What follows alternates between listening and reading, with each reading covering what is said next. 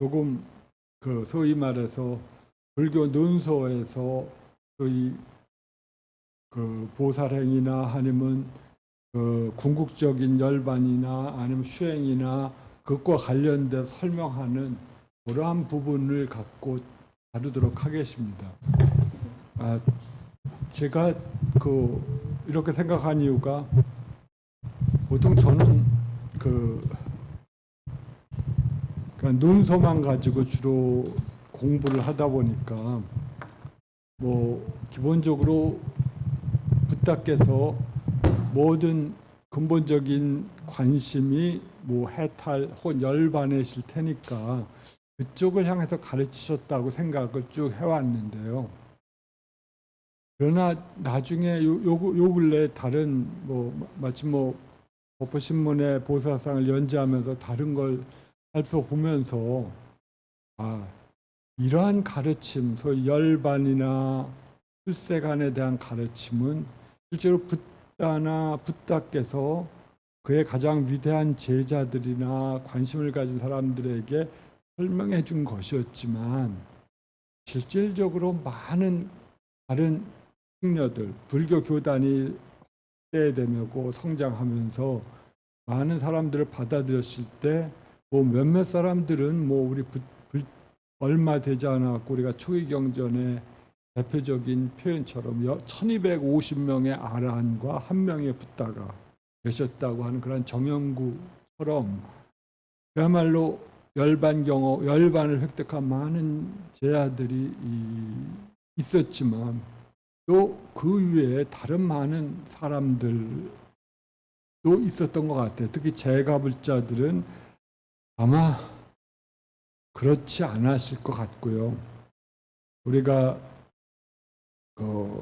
다른 거의 선정 체험을 다른 경전을 보더라도 일반인들에게 했던 것들은 명상, 선정, 그러한 문제들을 주로 다루고 업의 문제를 주로 다루었던 것 같습니다. 그래서 생각해 보니까 왜 우리가 꽃 같은 붓다의 말씀인데도 예를 들어 우리가 9분경이라고 하거나 12분경이라고 해서 슈다라 그 다음에 여러 가지 우다나 등등 혹은 비유 혹은 본생 등으로 여러 가지 장르의 교법들을 구분하고 분류하고 있는데 우리가 지금 대부분 슈다라라고 음사된 것들은 주로 그러한 열반이나 수행도와 관련된 것들이고 그것들이 우리가 이제까지 다루었던 내용들인 것 같아요. 그런데 다른 본사나 혹은 본생이나 비유 등등의 다른 문헌 장르분에서는 다른 종류의 관심을 가진 사람들을 위해서 설법을 했던 것 같아요. 그래서 그것이 열반에 대한 관심이라면 또 한편은 일상적 삶 속에서 생활 세계 속에서 어떻게 보다 나은 삶을 실천할 수 있을 것인가, 불교의 가르침에, 붓다의 가르침에 의거해서 그러한 측면들도 분명히 중요한 측면들이었던 것 같습니다. 그래서 저도 그냥 하나의 강연은 수행도나 수행도가 목표로 하는 열반 관련돼서 말씀을 드리고 나머지는 그냥 일반적인 윤리적 문제 등 관련해서 말씀을 드리는 게 나을 것 같아요. 그래서 오늘은 일반적인 윤리적 문제와 관련돼서 말씀을 드리려고 합니다.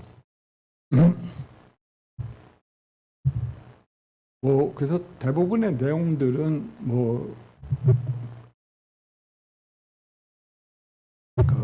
이미 알고 계시거나 아마 다른 쪽에서 들으셨던 것이라고 생각을 하는데 다시 한번 의미를 생각하면서 듣는 것도 좋을 것 같습니다. 까르마의 법칙, 업의 법칙이죠. 업의 법칙과 그 다음에 업의 법칙을 인식함으로써 어떻게 우리가 그 고통을 극복할 수 있는가 하는 문제를 갖고 제가 생각해 본 것들을 말씀드리도록 하겠습니다. 불교에서 업가르마라고 하는 것은 우리가 알고 있듯이 행위이고 특히 불교에서는 윤리적 행위입니다. 도덕적인 행위를 가리켜요.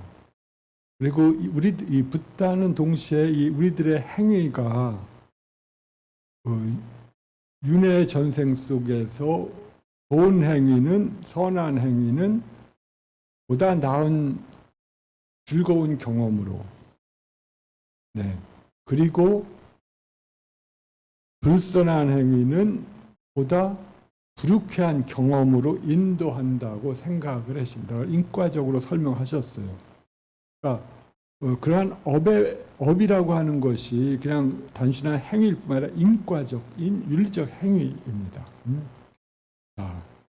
그걸 통해서 우리가 붓다께서는 이러한 맥락에서 윤회를 당연한 걸로 받아들였던 것 같습니다. 어떤 일부 어떤 사람들이 말하듯이 윤회는 방편설이었다고 주장하는 사람도 있는데 저는 그렇게 생각하지 않습니다. 그것은 오히려 불교 교설의 기초였던 것 같습니다. 네, 방편설이라고 하는 것은 또 다른 의미에서의 방편설이겠죠. 하여튼 그러한 업의 교설과 그다음에 업과 밀접하게 결합되어 있는 윤회관념에 기초하여서 설명을 했습니다. 그리고 우리가 잘 알고 있듯이 윤회라고 하는 것은 근본적으로 불만족스러운 상태다라고 붓다께서는 생각하십니다. 그 불만족 상태는 왜 그럴까요? 당연히 불만족스럽지 않은 완전한 어떤 만족스러운 상태를 붓다께서 경험하셨기 때문에 이 윤회의 존재가 불만족의 상태라고 아마 설명을 하셨을 거라고 생각을 합니다. 만약에 붓다께서 열반이라고 하는 그 상태를 경험하면서 열반을 붓다께서는 소위 아무리따 빠다를 나는 발견했다. 즉 불사의 성이라고 불려지는 불사의 영역을 발견했다라고 붓다께서 깨달은 직후에 외치셨다고 하는데 그것이 열반이 즉 더 이상 아무리따 죽지 않고 따라서 태어나지도 않는 그러한 상태를 발견했다고 하신 그러한 맥락이거든요. 그리고 그 상태야말로 붓다는 아마 최고의 행복한 경험이었을 거라고 최고의 행복한 경험으로 생각하신 것 같습니다. 물론 그 상태를 행복한 것이라고 말한다면 또 우리는 당연히 불행이란 상태를 그 카운터파트 개념으로서 반대되는 개념으로 생각하기 때문에 열반이란 것은 그런 행복과 불쾌를 초월한 그런 어떤 경험을 말하기 위해서 그 상태를 기술 불가능한 걸로서 당연히 설명하셨겠지만 그럼에도 불구하고 그 상태는 그야말로 퍼펙트한 행복의 상태였을 것 같아요. 그 상태에 비해서 붓다는 불교 우주론에서 우리가 잘 알고 있는 욕계나 혹은 지옥에서부터 악의 축생 슈라인 천에 이르기까지 천은 욕계천도 있고 색계천도 있고 무색계의 천도 있으니까 그 천신들의 상태들조차도 근본적으로 불만족스러운 상태다라고 생각을 하셨던 것 같습니다. 그 상태에 비해서 즉 열반의 상태에 비해서 자 그러한 상태를 그러한 것들이 아마 기본적인 전제였을 것 같습니다. 그런데 이러한 업개념은 당연히 인도 문화 전통 속에서 붓다가 채용하신 것이었습니다. 어떤 사람들은 붓다가 업이라든지 윤회 개념을 받아들이고 그렇다는 점에서 바라문의 불교를 바라문의 레폼이라고 생각을 합니다. 그러니까 새로운 것이 아니라 바라문 사상을 그 당시 윤리적으로 다시 재개혁한 것이다라고 해석을 하고 있어요. 그러니까 소위 말해서 네오 힌두이스트들이나 아니면 그런 사람들은 말입니다. 그런데 물론 저는 어느 정도 그 말은 맞다고 생각하는데 그 의미는 붓다도 인연이 맞고 조건이 맞아 이 세상에 태어나지 않겠습니까? 그러니까 그 상태 속에서 가장 설사 붓다께서 다른 윤회 속으로 들어왔다고 하더라도 그 카필라 성이 아닌, 예를 들어서 그 당시 중국에서 태어났다든가 한국에서 태어났다든가 아니면 로마에서 태어났다고 하시면 그러한 가르침을 펼칠 적절한 조건이 없었을 거라고 생각을 합니다. 그러한 점에서 정형적으로 인도 사람들이 인도 붓다께서 전생에서도 바라나시에서 태어나셨고 내생에서도 바라나시에서 태어나실 거라고 하는 말은 저는 그런 맥락에서 이해합니다. 즉 어떤 인지적 조건 혹은 사회적 인지적 조건이 맞았을 때 그때 붓다께서 설사 어떤 분이 태어나시고 그가 붓다로서 성장할 그런 조건이 이루어지지 않았을까라는 생각을 하게 됩니다. 석가모니 붓다가 설사 이 세상에 다시 왔더라도 로마 시대에 태어나셨다면 그와 같은 가르침을 펼칠 수가 있었을까요? 저는 아니라고 생각을 합니다. 그러니까 인도 문화의 조건 속에서 그는 가장 불교의 가르침에 맞는 방식으로 설명을 할 수가 있었을 거라고 생각을 합니다. 업이라든지 업 개념에 해당되는 건 정확하게 없어도 그건 어떤 점에서 우리의 생물학적인 직관인 것 같습니다. 네, 제 생각은요. 우리가 선을 행할 때 칸트가 말했듯이 우리가 선을 행할 때 느끼는 가슴 뿌듯함 그리고 세계가 충족된 것 같은 느낌들 특히 어떠한 보상 심리도 없이 준수한 선을 행할 때 느끼는 그러한 마음의 충전함 같은 것들은 뭐 우리가 느끼는 거 아니겠습니까? 그러니까 그것이 생명체가 갖고 있는 그런 것 같아요. 또 불선을 행하실 때 내가 나쁜 짓을 하고 어떤 사람을 고통 속에 빠뜨렸을 때 나의 행위일 때 내가 갖고 있는 불쾌함, 내가 갖고 있는 죄책감은 아마 생명체라면 갖고 있을 것 같습니다. 그가 포식자가 아닌 한 말입니다. 아마 포식자들도 그가 먹고 사는 문제만 벗어났다면 아마 그런 느낌을 저는 발전시킬 수 있을 거라고 생각을 합니다. 어쨌든 간에 그러한 우리가 선을 행할 때 느끼는 뿌듯함 정도는 있고 또 윤회관념은 그와 결부된 윤회관념은 당연히 고대 그리스에서도 찾아볼 수 있고 모든 원시 부족들에게서도 찾아볼 수 있는 기본적인 관념이니까요. 생명체가 순환한다고 하는 관념. 근데 인도 문화의 특징은 그 두 관념을 명확하게 연결시켰던 데 있습니다. 그리고 그러한 연결성 속에서 붓다는 자신의 교법이 자신의 가르침을 펼칠 가장 적절한 조건을 마련할 수가 있었을 것 같아요. 또 제가 생각할 때 또 하나의 인도가 갖고 있는 사회적 조건이 또 거의 기여해서 반드시 필요한 걸로서 기여했을 거라고 생각을 합니다. 그 하나의 조건이라고 하는 것은 정신적인 삶이 정신적인 추구가 이 세계의 법칙에 속하지 않는다고 하는 그런 확신이요. 누구도 그런 확신은 갖고 있지만 그러한 것들이 사회 정치적으로 확립되기를 기대하기는 매우 어렵지 않습니까?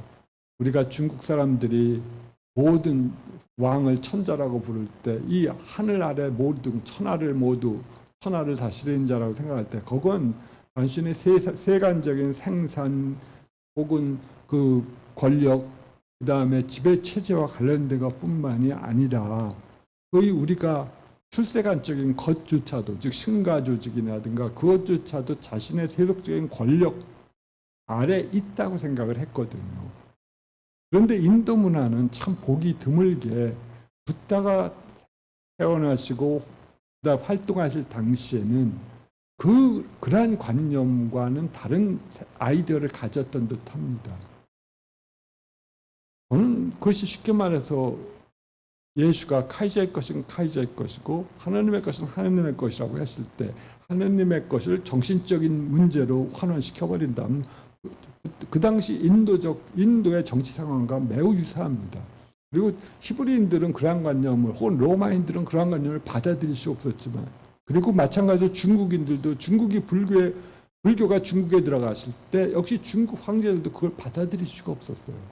자기가 다스리지 못하는 영역이 있다고 그 관념을 받아들이지 못했습니다. 그런데 우리가 뭐 해원의 삼원불경 왕자론이라고 하는 방식으로 잘 알지, 열반을 추구하는 승려들은 세속적인 권력과 무관하다라고 하는 그러한 방식이 사회 제도적으로 확립된 그러한 것이 당시의 인도였습니다. 저는 그러한 상태 속에서 자유로운 정신적 추구, 열반의 추구도 가능했었을 거라고 생각을 합니다. 그러한 사회적 조건, 인지적 조건들이 그 당시 있었을 것이죠. 그런 점에서 인도 문화는 붓다가 자신의 가르침을 펼치시기에 적절한 아마 사회 문화적 조건을 갖춰줬던 곳이 아닌가 생각을 합니다. 그리고 인도 문화에서는 또 그 붓다가 태어나시기 약 100년 전에 업과 윤회 관념을 명확하게 인과적인 방식으로 설명하는 시도가 일어났었습니다. 브리하다라냐카라고 붓다께서 태어나시기 한 100년 전에 편찬되었다가는 최초의 우파니샤드에서 그곳에서 가장 위대한 현지아 야치나발카라고 하는 인물이 일종의 비밀스러운 가르침으로 그 비다의 왕에게 설명을 합니다. 너는 윤회의 가장 비밀이 뭐냐 그러면 왜 우리가 이 세상에 태어나고 또 죽느냐. 우리는 그걸 다 받아들였습니다. 인도문화. 그런데 왜 도대체 무엇 때문에 태어나서 죽느냐. 그리고 다시 왜 이 세상으로 오느냐라고 했을 때 그때 이 야지나발카는 걸 인과설로 설명했었습니다. 업이라고 하는 너의 행위 때문에 그것이 원인이 돼서 너가 이 세상에 오는 것이다. 그래서 그 업인 즉 윤회의 원인이다라고 설명을 했었습니다. 그것이 그 이전에는 없었던 것이고 바로 붓다께서 태어나시기 100년 전에 일어났었던 최초의 해석이었습니다. 자, 그렇지만 그 업은 그러한 인과성을 매개해 주는 것으로서 그 업은 당연히 여기서도 현생과 전생과 현생 그리고 내생을 이어주는 어떤 보이지 않는 어떠한 인과적 효력이었지만 그 효력은 일반적인 사람들의 눈에는 보이지 않는 어떠한 정신적인 어떤 힘으로서 간주되었습니다. 그리고 붓다께서 태어나신 후에 이 사람들은 까르마의 법칙에 대해서 회의시하는 사람들도 마치 그리스의 소피스트들이 절대적 삶에 대해서 회의했던 것처럼 이 베다의 가르침을 절대시화하지 않는 그런 사람들도 태어났었습니다. 우리는 이를 자이나교하고 불교의 문헌 속에서 예를 들어 사문과경 같은 경우라든가 거기서 그 비불교적 시승들 붓다와 같이 집이 있는 상태를 떠나서 집이 없는 상태 속에서 수행하고 노력하는 자들을 보게 되는데 그 많은 젊은이들이나 그 젊은이들을 이끌던 정신적 지도자들이 있었음을 보게 됩니다. 붓다도 그 줄 사문 중에 하나셨죠. 그런데 그 사문들은 어떤 사람들은 업의 효과를 부정하고 어떤 사람들은 업을 마치 흉명론처럼 불변하는 어떤 걸로서 간주하고 또 어떤 사람은 그러한 것이 궁극적인 아트만이나 브라만 같은 건 없다고 생각을 하고 하는 등의 다양한 방식의 리액션을 하는 것을 보게 됩니다. 그런데 붓다 불교가 갖고 있는 그 인도 문화에서 큰 역할은 이러한 업을 이제 윤리적인 행위로 해석하게 된 겁니다. 즉 선한 행위, 즉 우리들이 선하고 불선한 어떤 행위로서 업을 해석하게 됩니다. 그러니까 우리들이 선한 행위를 할 때 공동체를 위해서건 타인을 위해서건 그러한 선한 행위를 할 때 그때 우리들은 즐거운 결과를 받고 또 그렇지 않은 경우는 불쾌한 경험을 하게 되기 때문에 그러한 까르마의 법칙을 마치 단순한 사제적 행위가 아니라 제의적 행위가 아니라 일종의 윤리적인 우주적 법칙으로 생각을 하게 됩니다. 그러니까 우주라고 하는 것은 그 당시 불교나 자이나교에 따르자면 일종의 윤리적인 네트워킹, 정신적인 네트워킹인 것 같아요. 혹은 그 윤리적인 힘들이, 혹은 까르마의 법칙이라고 하는 윤리적인 힘들이 모두 보이지 않는 방식으로 우주 전체의 생명체들을 그 애들에게 펼쳐 있는 일종의 거대한 네트워킹 시스템이었다고 아마 생각을 할 수가 있을 겁니다. 그것이 아마 그러한 까르마의 법칙을 윤리적인 방식으로 해석했다는 점에 불교가 인도 문화에 끼친 가장 중요한 기여입니다. 따라서 여기서 업은 당연히 선업, 불선업, 그다음에 중립적인 행위로 나눠지게 됩니다. 그렇지만 동일한 사문전통에 속했던 자이나교가 업을 중시했던 반면에 불교는 업을 역시 원인의 일종이라고 간주했지만 거의 궁극적인 열반을 얻는 데는 그다지 직접적인 것은 아니라고 간주했다는 데에서 불교의 특징이 있습니다. 그리고 이러한 특징은 물론 그 특징의 일환을 우리들은 우파니샤드에서 볼 수 있지만 불교는 명확하게 그러한 것들을 하나의 심리적인 윤회의 원인을 직접적으로 심리적인 어떤 힘이라고 생각을 했습니다.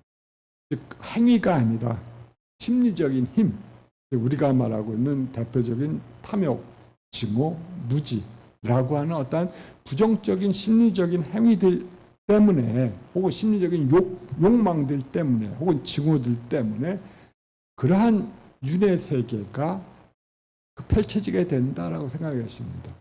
그리고 그러한 심리적인 탐진치를 통해서 우리는 당연히 행위하지 않겠습니까? 그 행위를 통해서는 구체적으로 우리들의 재생 양태가 결정이 될 뿐이고 윤회 자체는 이러한 탐진치라고 하는 그런 심리적인 힘들에 의하여 추동되는 것이다 라고 간주했습니다.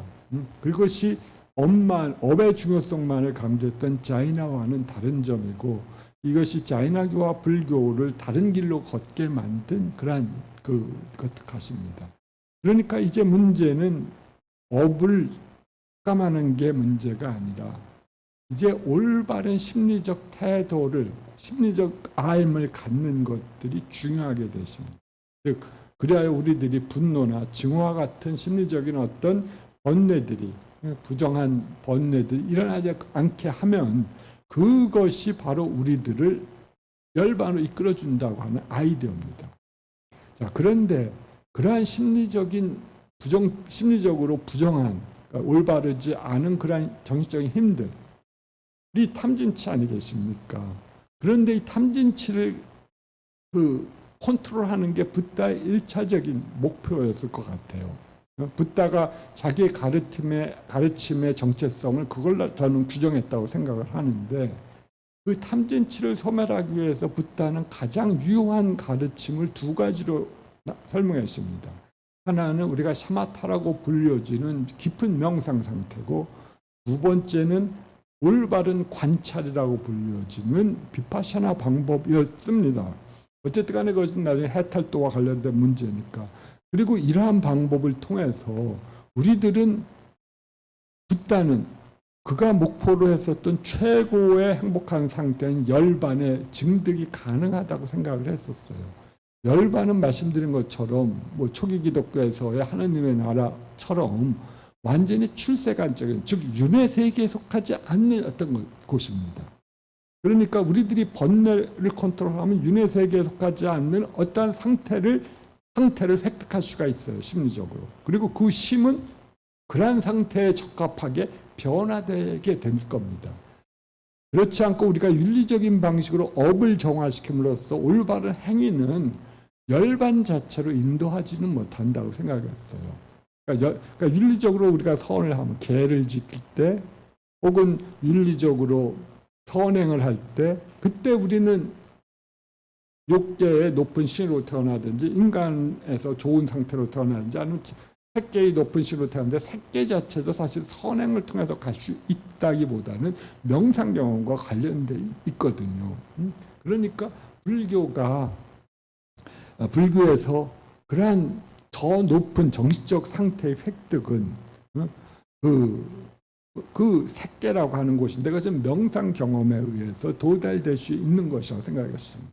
그렇다고 선이 과연 열반에 아무런 도움이 주지 못하냐면 그렇지는 않다고 불교는 생각했습니다. 그러니까 불교는 선행이 열반을 획득하기에 적합한 조건들을 불선한 행위보다는 비교할 수 없을 정도로 많이 매우 좋게 그 조건을 만들 수 있다고 생각을 했었습니다. 그런 방식으로 그 열반의 획득을 프로모팅하는 그러한 역할을 할 수 있다고 생각을 했어요.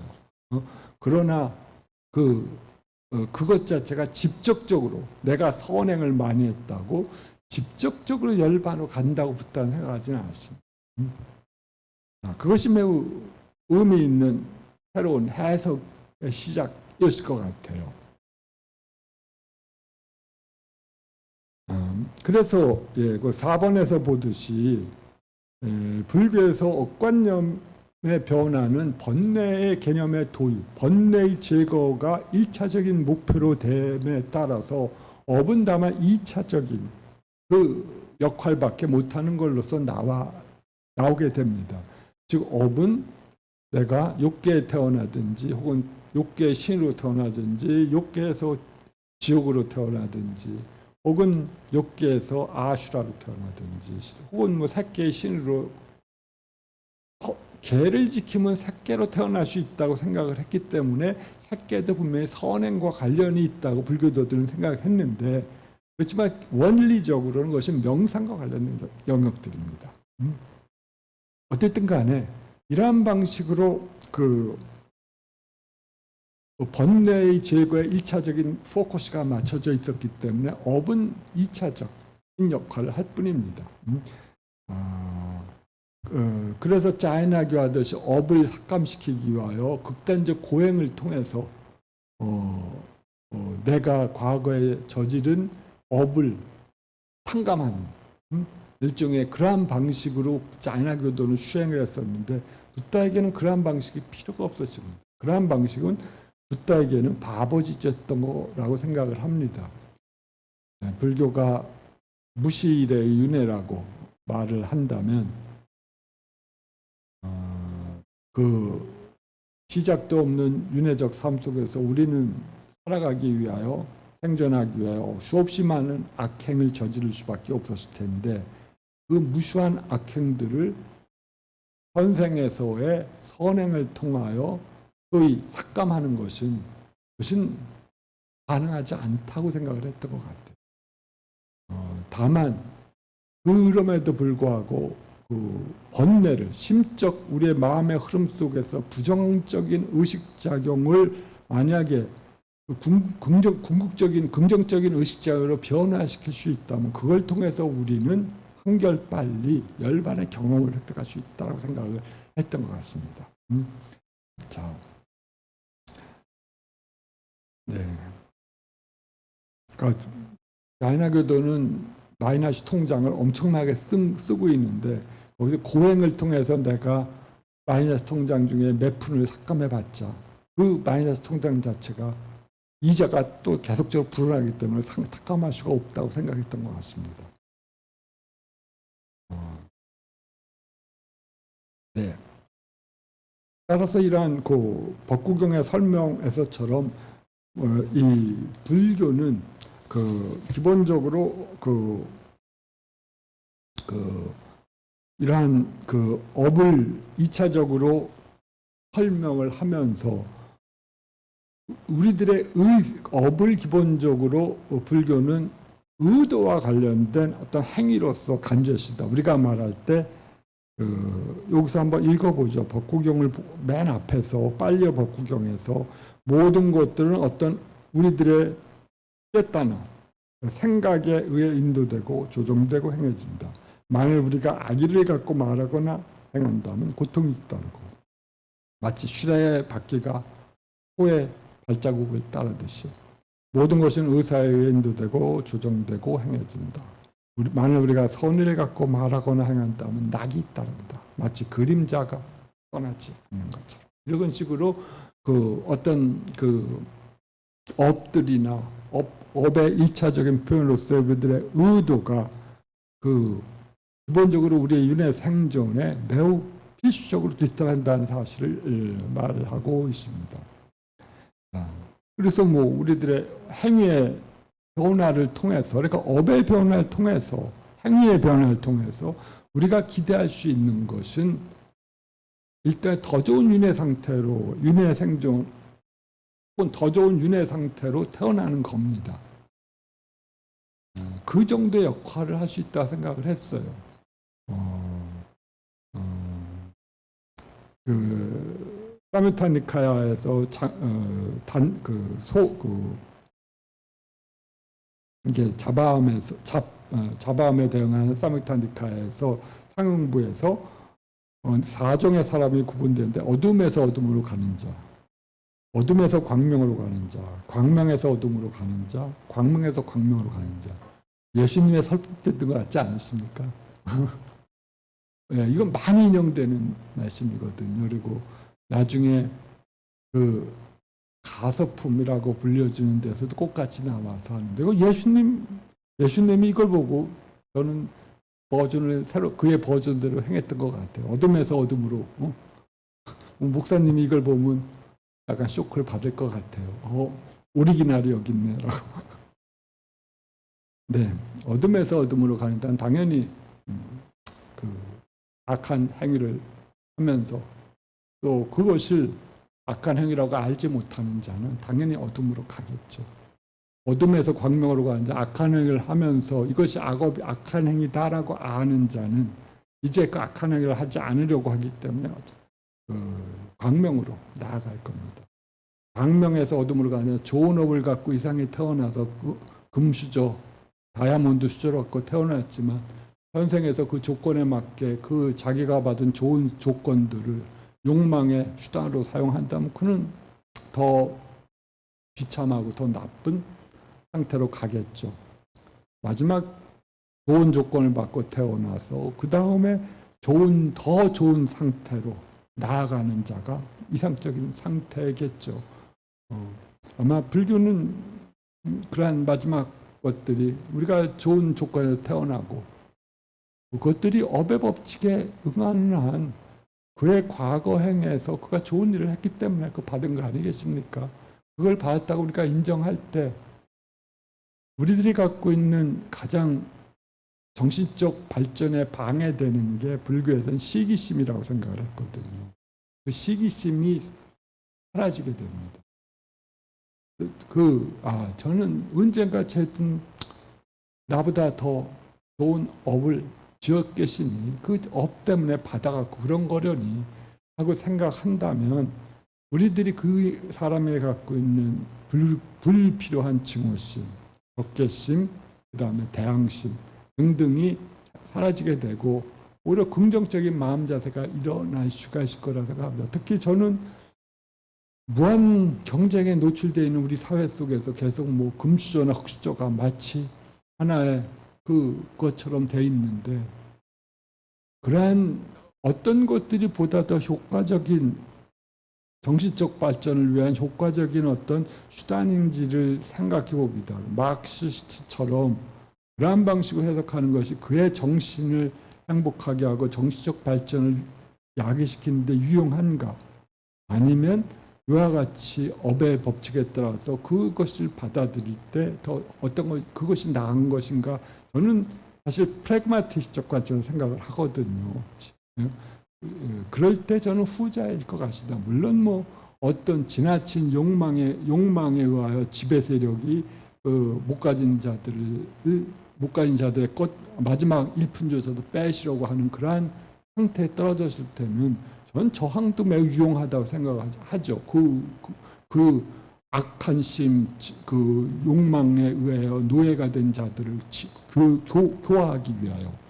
그렇지만 그때는 약간의 보살의식이 필요하겠지만, 기본적으로는 그러한 상태, 그러한 사람들이야말로 광명에서 어둠으로 가는 자들이겠죠.